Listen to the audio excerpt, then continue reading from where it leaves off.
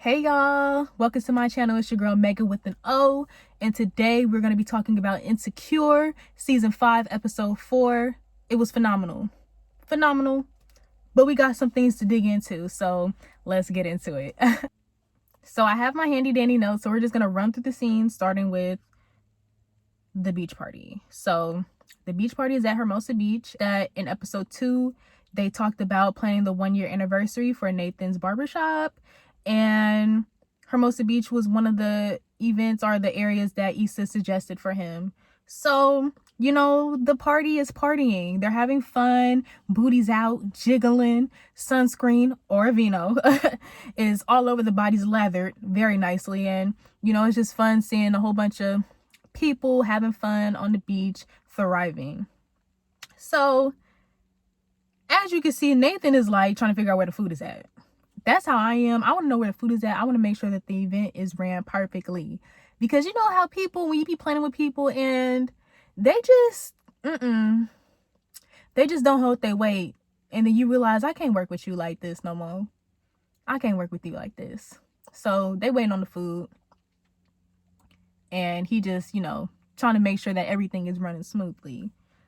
So then, this is where the good part comes. So then we see Kelly, Issa, and Molly walking up with their fine selves. Okay, so Issa had on this red, two-piece with the rainbow kimono over outerwear. What are those things called when you go to the beach?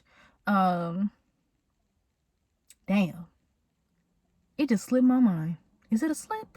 I don't know. I don't think it's a slip. It's something though, like where you wear it over a cover-up. Duh, a cover-up. She had on a cute rainbow cover-up. And I really like that because it just showed like that vibrant side of Issa. And she always really dresses on key for each event. I love how she dresses and how she does her hair. Her hair is just, slay to the goddess. Slay to the goddess. She looks amazing. Molly with that black. First of all, I was looking everywhere for that piece because her outfit was like really, really cute. And it's sexy. I love it. And she just looks so fierce and just ready to just take on the world and really just start a brand new life. I love it. And then you got Kelly with that soft blue on her spiritual journey. Blue represents a lot of things, but that soft blue, and it alluded to it a lot in the episodes. She's changing and she's growing and she's evolving, and you can see it with just how she interacts with people, the things that she discusses throughout the episode. And I just love how she had that soft blue on because it just showed a very soft side to her, that side that you don't really get to see a lot during the seasons that we've watched Insecure. And I love Kelly Down. That's my girl. So I want to talk about Molly real quick before we get, deep into the episode. And I just want to say that Molly has grown. Molly has freaking grown, and I'm so proud of her. I've always really liked Molly. I know a lot of people don't like Molly, but let's grow up. Let's grow up, okay? Because Molly really isn't that bad. And I really appreciate Molly because she has really taken on the advice from her therapy sessions and applied it to her life, and you can just see the glow up happening right in front of our eyes. She's having fun. She's not taking things serious, and she's just like, I'm here for me. I'm trying to have fun. I'm trying to live my life. And period, Molly, girl, dirty 30s. Dirty 30s. And you should, as you should. I love it. I loved it. And it reminded me of first season Molly. Molly in the first season really wasn't that like bad. She was very outgoing, resourceful. She's always been that way, but like you just seen more of that like fun side of her. And I just absolutely loved watching the growth that you just seen over the last 5 seasons. I just absolutely love Molly. So that was amazing to watch. So now let's talk about Issa and Nathan. So we still friends? You ever said that to somebody that you was messing with, but you wasn't sure if y'all mess with each other no more because they've been acting funny? So we still friends? Yeah. That's what Issa was giving Nathan. I'm going to give Nathan some grace. Nathan acts very detached. He gives me very Aquarius moon vibes. on this channel, we're going to do a lot of like references to astrology because I really want to bridge in the gap between astrology and film. So I really relate to Nathan because it's like he has a lot that he wants to say, but he has to really process how he wants to say it or process his emotions. And I really respect that because not everybody is available emotionally in a way that's just super expressive. Sometimes we have to really like dive deep and really understand why we feel the way that we feel, what we're feeling. And that's why I give Nathan a whole bunch of grace. And I really appreciate, you know, the writers of the show showing that aspect, especially within a Black man, and just showing his process and how he feels and how he understands his feelings. So they're talking and it's hella awkward. It's super awkward. I hate awkward conversations, but it was so awkward. It's just like, girl, you wanna boom boom, stop acting crazy. Okay, y'all both know y'all wanna hunch on each other. Why y'all acting funny? And just remember, like, this is a week after Issa cried in his mouth. So it's still like that weird tension of trying to figure out like where do they stand in each other's life, because he did leave in the middle of the night and that's not cool. Because as far as we've seen in the seasons, they are friends, like, and as friends you should be there emotionally for your friends, like. But it's weird for them because, you know, they want to be friends. They keep trying to be friends, but it's like you want to be more than friends. But we gonna dive into that later in this video. Y'all all need to be dragged and get it together. But yeah, so it's just weird. And they talking about the weather. It's like, girl, you don't want to talk about no weather. Who cares if it's 81 degrees? Like, get over yourself. But here nor there. So yeah, they're still at the beach party having fun. We see our girl Risha from the barbershop. I love her. I love her character. She's just very fun, spiky, and just very overall a breath of fresh air. She gives me Kelly vibes, but just in a different way. We don't see her much. We've only seen her a couple times within this whole series, but every time she comes on the screen, it's like, yeah, we all know somebody in real life that's like Risha. Everybody has a Risha in real life. Let's just be honest. So let's go to spades. I don't know what it is with Black people and spades, but it's like, why when you hit a certain age, nobody want to teach you how to play spades? Like, every year my family gets together, all everybody, you know, they playing spades and stuff like that at the table, having a good old time. And I'll be like, can I learn? They be like, no, girl, you too old. It's like, hold on, stop it. Don't do that. Because ain't nobody teach me. So how I'm supposed to learn if ain't nobody gonna teach me? So we need to have a support group for all the Black people that don't know how to play spades, and we need to learn because this is unacceptable. I'm tired of being left out during Christmas games, okay? But yeah, that was just, I love the writing because that was just so relatable. I know plenty of us that don't know how to play spades, want to learn how to play spades, but nobody want to teach us how to play spades. So yeah, kudos to y'all for that one. So as they are, you know, talking at the table playing spades, you see Molly and Kelly. They're talking to the boys from the barbershop, Arik and the other dudes, and it's just like, Arik, hey Arik, how you doing? Hey Arik, how you doing? Stop. Okay, but I loved it because they was getting on them boys' asses, as they should. And I love it when you can see a nice clown session between the girls and the boys. I love it. It was just very lighthearted fun.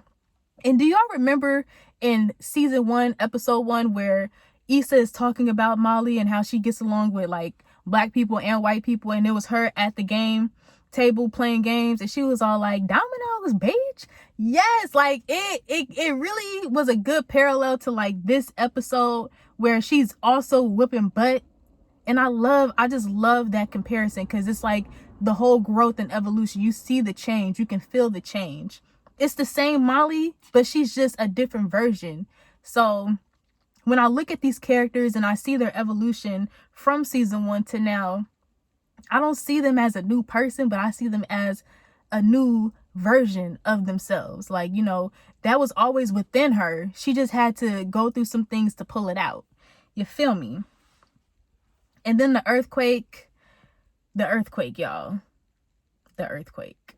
Actually, no, pause on the earthquake. Let's jump back while we at the table. And Issa is having a mental conniption because she thinks that Risha and Nathan are doing the do.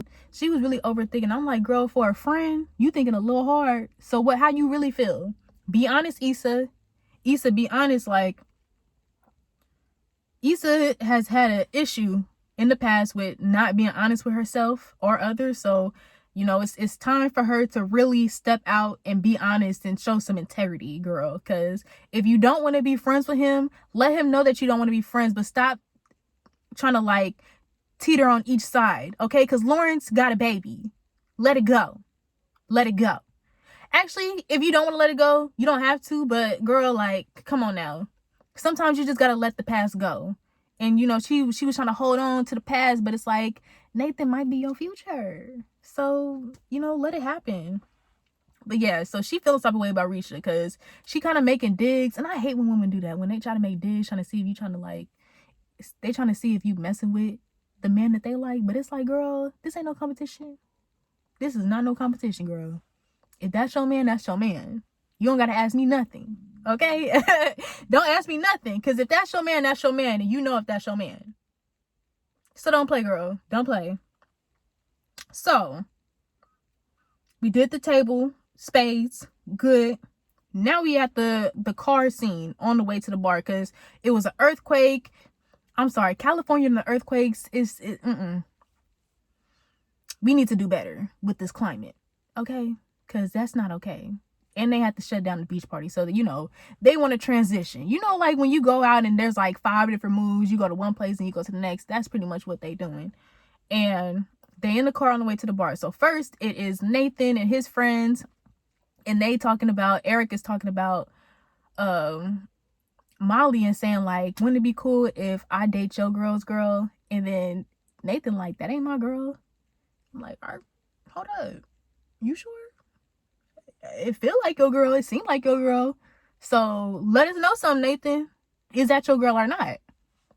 And I feel like he did that in a way to where Nathan rejects Issa before she could reject him. Because honestly, because of last season, she kind of did reject him because she wanted to be with Lawrence. And I think that he's like kind of like protecting himself in a way.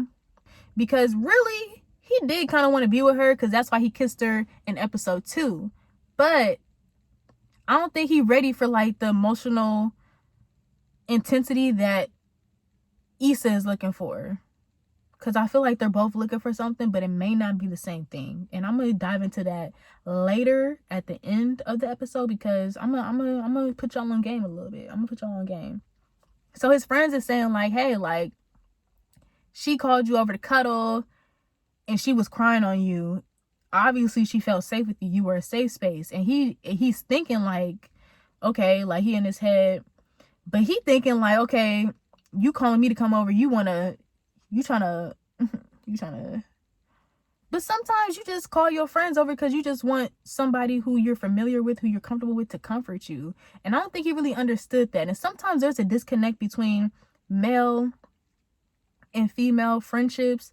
And sometimes that's why I don't feel like they work that well, because there's always that underlying like sexual tension and you can see it between them two, and it really interferes with their ability to be real true friends with each other. Like, don't get me wrong, they're friends with each other, but it's like you can tell that they don't want to just be friends with each other. And it's like, okay, well, what are you gonna do about it? Stop saying that you're friends.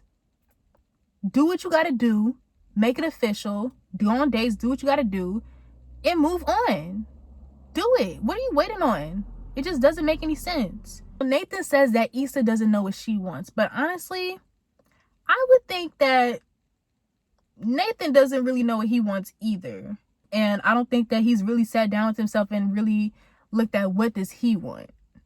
Because all he had to do was tell Issa, I want to be with you. I don't think he really ever did that. Like, they have a lot of sexual tension. They have a lot of chemistry. But just like that, I want you. He ain't did it yet. You got to make it official, Nathan. You got to let people know what you want. We can't read your mind. You tell Issa, you can't read her mind, but can't nobody read yours either. So you need to take your own advice. That's just some tea.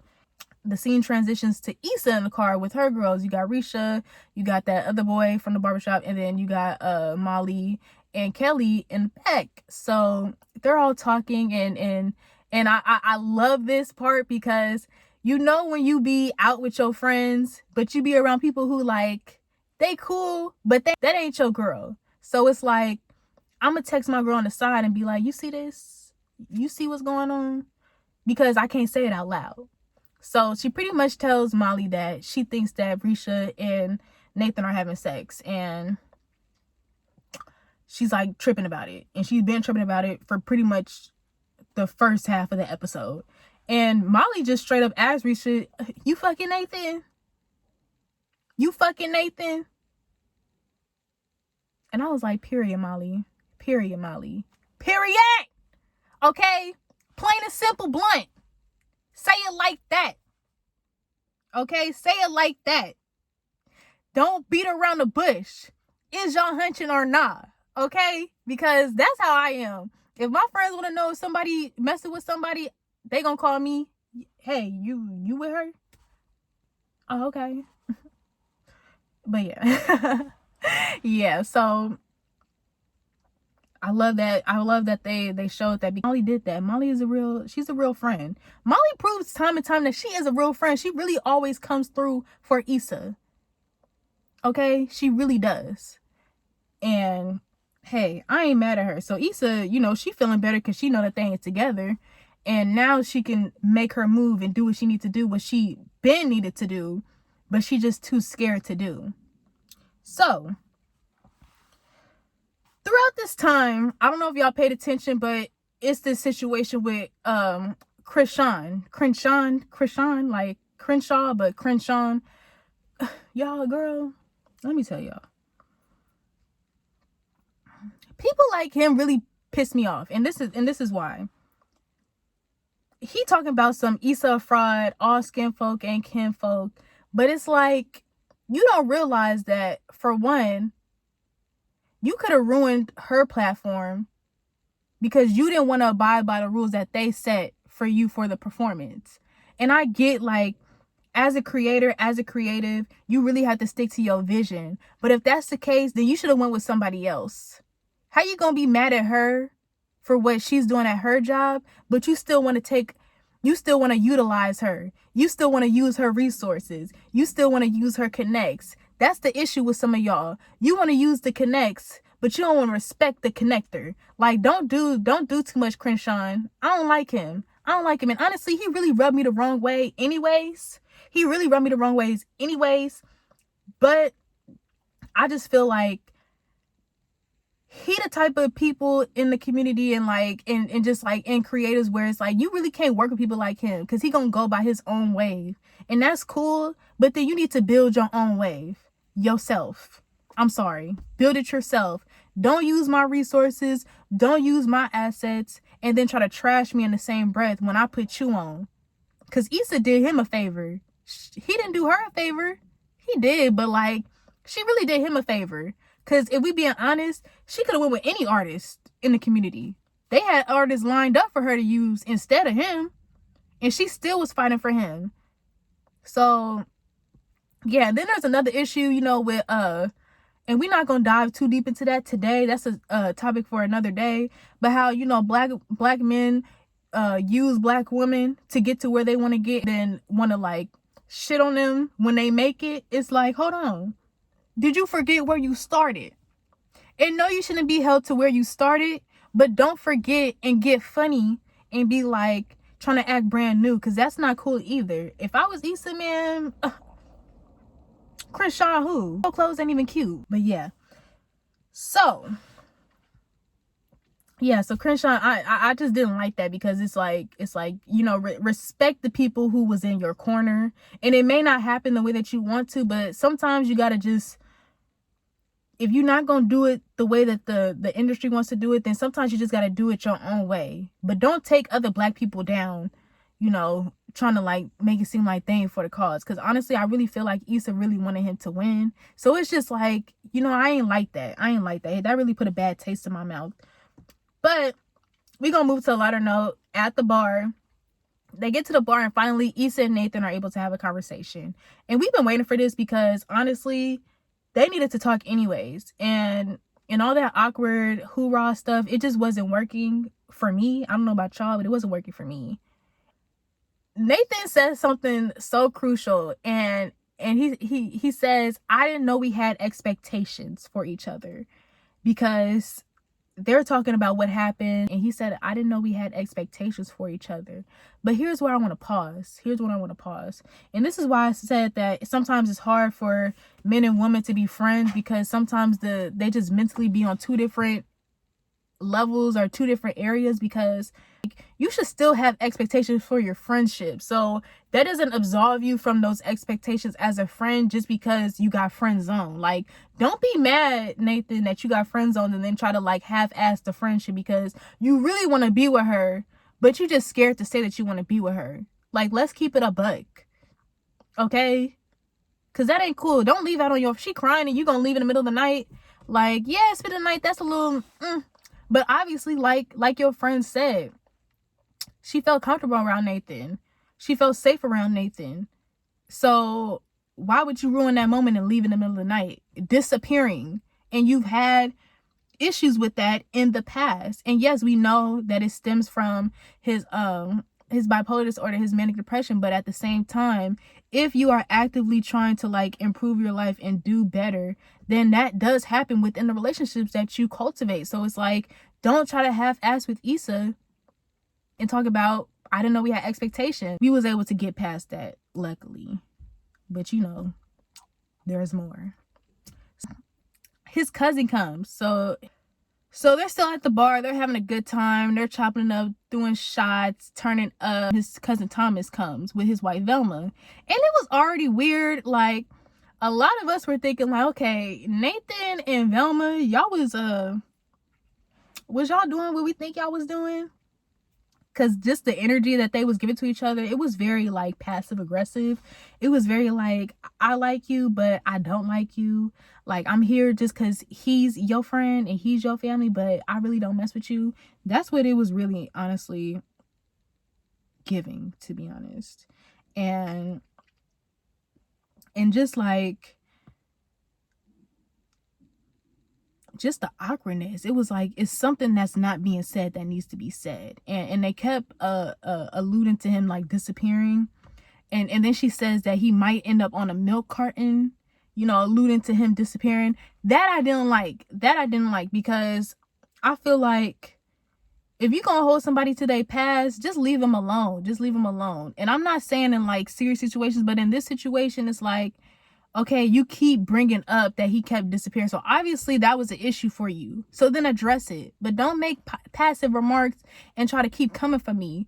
Because they really kept coming from my boy Nathan. And I ain't like that. Especially because even though his cousin didn't know, I'm sure his friends know.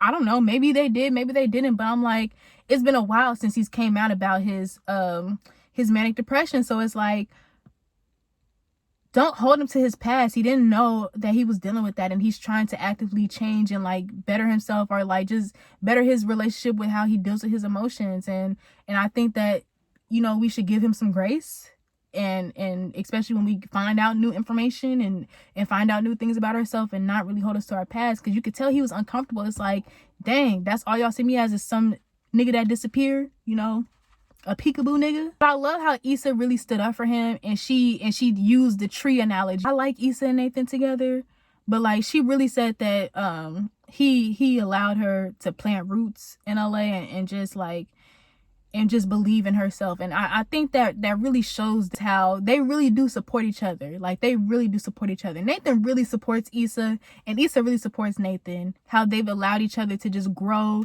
into better versions of themselves. So I loved it.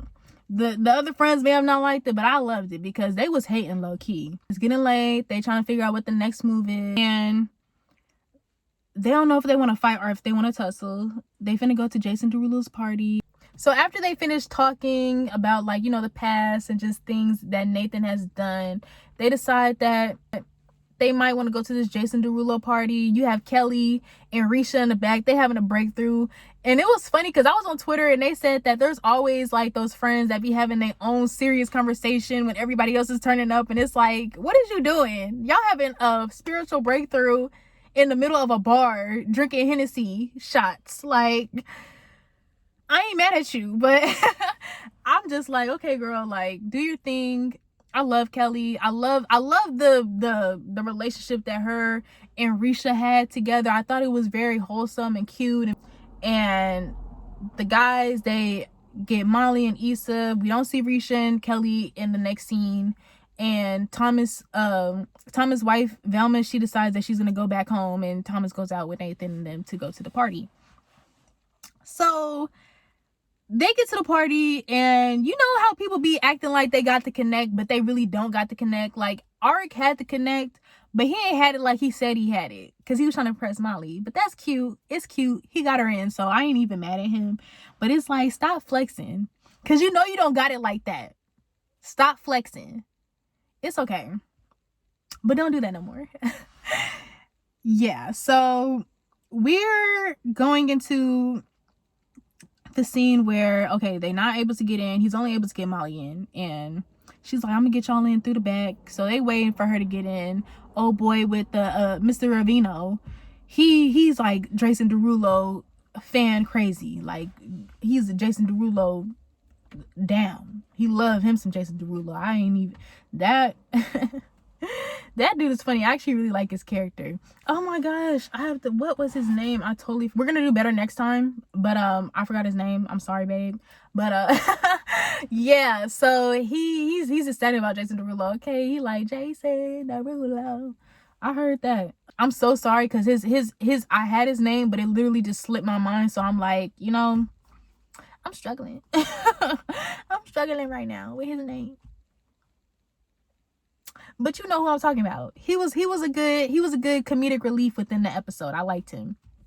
So Thomas and Nathan end up talking, because Thomas is like, you know, I'm not pressed about Jason Derulo. So he get ready to get into his Uber, and Nathan is talking to him, and he's like, you know, I don't disappear no more. He's really trying to like redeem himself, because honestly, you could tell it was really messing with him. And his cousin is just like, you know, it's good. And he's like, but it's not good. Like, obviously it's not good. And that's what I'm saying. Like, don't make all these shots and then try to be like, oh, it's good, because it's not good. You know you feel some type of way, so let's talk about it. He's like, no, we here, so let's talk about it. And so then that's when Thomas says that it was really him that kicked Nathan out, because Nathan got kicked out by them, so that's why it was kind of awkward. But it was him that kicked him out and not Velma. So the whole time, Nathan's thinking that Velma's the reason why he had to leave Thomas's in their home, but it was really Thomas. And then he says, like, look, you kept leaving. I got kids, you know, I need to make sure that my household is safe first, period. Like, you family, but I got kids. And I get that, because they didn't know what Nathan was dealing with at the time. And that's what Nathan was trying to say. Like, they didn't know what he was dealing with.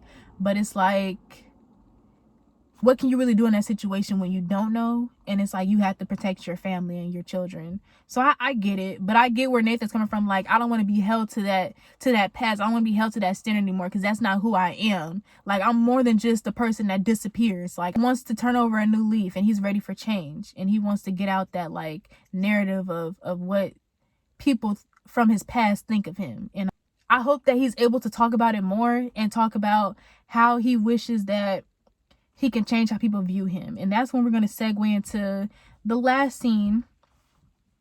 And that's when Issa was able to realize that, okay, Nathan is kind of going through something. And Issa, as a good friend, she makes sure that he knows that he's not alone. So even though he walks to the ledge alone, she ends up right behind him. And they're just talking. And Nathan says something so powerful. He says, I just wanted him to see that I got my shit together.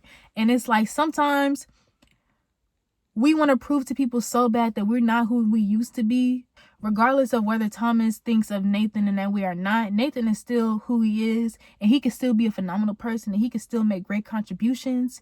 But I get it, because, you know, who we are around and who we connect with, that's a big part of us. So I can see why he wants to like redeem himself. And then he says I can't change how people see me. I can't change how you see me either, to Issa. And that was powerful, because I think that Nathan feels like because of him disappearing and because of his past, it prevents her from really opening up to him and really embracing him in a way that he really wants to embrace Issa. That's why I said he's really scared of intimacy. He really wants to be with Issa, but it's like he's scared that his past is going to hold him back from being able to do that, because that's all people see him as, the dude that disappeared. She doesn't really remind him like that's not how she sees him, but she says that I just feel like I'm waiting for the other shoe to drop. So that says that she's scared to really be happy. In response to Nathan, it's not that she's holding him to his past, it's that she's scared that one day it's just all gonna crumble. And that could be with like her career, because we've seen the Crenshaw, and that could be also with her relationship with Nathan, with her friendship with Molly. Like, we've seen in the past that she has been through some stuff. She's been couch surfing. She's dealt with Daniel. She's dealt with Molly, the job. And she's happy, she's successful, and she doesn't want to feel like that's going to be taken away from her. So them having this very vulnerable moment on the ledge, it was just finally seeing two people who kind of have an issue with opening up, finally opening up and really expressing how they feel to each other. Because, you could tell Molly, Issa, and Nathan, you could tell Arik and all your other friends, but it's like, who you need to be talking to is each other. Okay? You need to talk to each other. It really set the tone for the next thing, and that's when they said that they want to be with each other and that they really, really like each other. And I loved it, because it's like, finally, this is what we've been waiting on. Finally, you've alluded to it. You act like it. The chemistry is there. What were you waiting on? They were waiting on this moment, and I loved it. And it just that moment where they kiss and they embrace each other, and it's like the fireworks and the earthquake, and you hear when Nathan said, "You felt that? You felt that?" Y'all nasty. Y'all are nasty, okay? Because we was all thinking it. You felt that? Yes, Daddy. Yeah, she felt that. She felt that earthquake. That stone. Okay. I was like, y'all better go get a room. Y'all nasty. And so then this is where we're going to get into like the breakdown of like what I think might happen next, because as the camera zooms out, I don't know if y'all caught it, but there are two palm trees, and I noticed that in Insecure they do a lot of like symbolism with those palm trees, a lot of symbolism. But on one side, so Nathan's side, his palm tree was completely open. It was completely open and transparent. You could see everything. And then on Issa's side, her palm tree was closed. So what y'all think that mean? I think Issa is still holding on to something. She's hiding something. She's not being fully open. Not Nathan is, but she's not. Because his palm tree was open, her palm tree was closed. So what does that tell us? That tells us that her story isn't over yet. There's more to her story.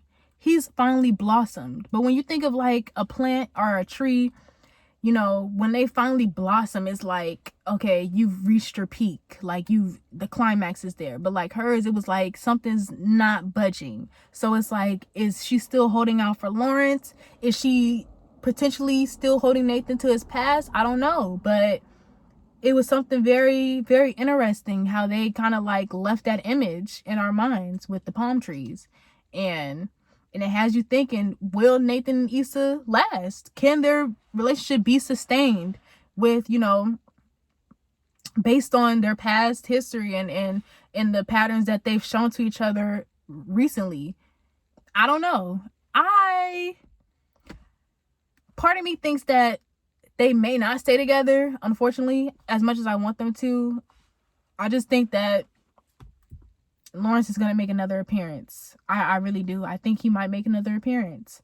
And, or if he doesn't make another appearance, Issa might just end up deciding that she wants to be by herself. And I ain't mad at that either. But, you know, it's a lot of different avenues that the show can go. We won't know until, you know, next episode or the next couple episodes. But I think that what Nathan and Issa have is very authentic and is very genuine. And it leaves me something that, honestly, Issa and Lawrence didn't give me. Like, Issa and Lawrence, it felt like when you want something to work just because of the history. But Nathan and Issa, that was just really organic. From the first day when he hopped up in her party lift. It was her party lift. Yeah, her party lift. So I want to know what y'all thoughts are. Okay, let's have a discussion. What do y'all think? One, what do you think is going to happen with Issa and Krishan? Because if y'all notice, she did respond to him. I don't know why she did that. Issa, why did you respond to Krishan? That is like business 101. Do not. If people are bashing you, you do not combat them with the fire. No, baby. No, we ain't there yet. We not there yet. You don't do that. That was not smart. I know you was in the moment, but it's like, girl, we're working. You will have, remember, you're on salary. We're working. Be more professional, because you see how he kind of like just flipped it on her. It's like, come on, y'all. Come on, Issa. Don't be a rookie. You not a rookie, bitch. You do bookings, bitch. Act like it. And what do you think is going to happen with that? Do you think they're going to mend that? Do you think there's going to be like a feud? Do you think it's going to affect her job? I don't know. Do you think it's going to be Issa and Nathan? Or do you think Lawrence might make a comeback again? Or Daniel? Because we ain't seen him in a while. We don't know. But I want to know what y'all think, because I'm rooting for Nathan and Issa. But I just feel like with Insecure, sometimes they just be taking things away from us, like they did with Condola in the Issa Lawrence situation. So it's like, I feel like they may not give that to us, but maybe they will. What y'all think about Kelly? What you think Kelly's place in this season is? Are you seeing the growth? How do you feel about her growing and just this new space of embracing life? And lastly, y'all think Arik and Molly fought and tussled? You thought they fought and tussled? Do you think they fought and tussled? I don't know. I want to see more of Molly and just like her like whole escapades. I want to see more of that. Honestly, I like Molly in her whole phase. It's fun. It's fun watching her like that. But yeah, that is today's episode. Season 5, episode 4. Catch me next week. Come holla at your girl with Megan with an O for more recaps, more astrology videos, more film videos, film breakdowns, movie breakdowns, TV breakdowns, all the breakdowns we breaking down, girl. Let me know in the comments. Don't forget to answer some of those questions. Let's have a dialogue. Let's have some conversations. Let's do this thing. And I will see y'all next week for the recap of episode 5, because it's gonna be juicy. I don't know, but I'm hoping it is. Y'all take care. Bye.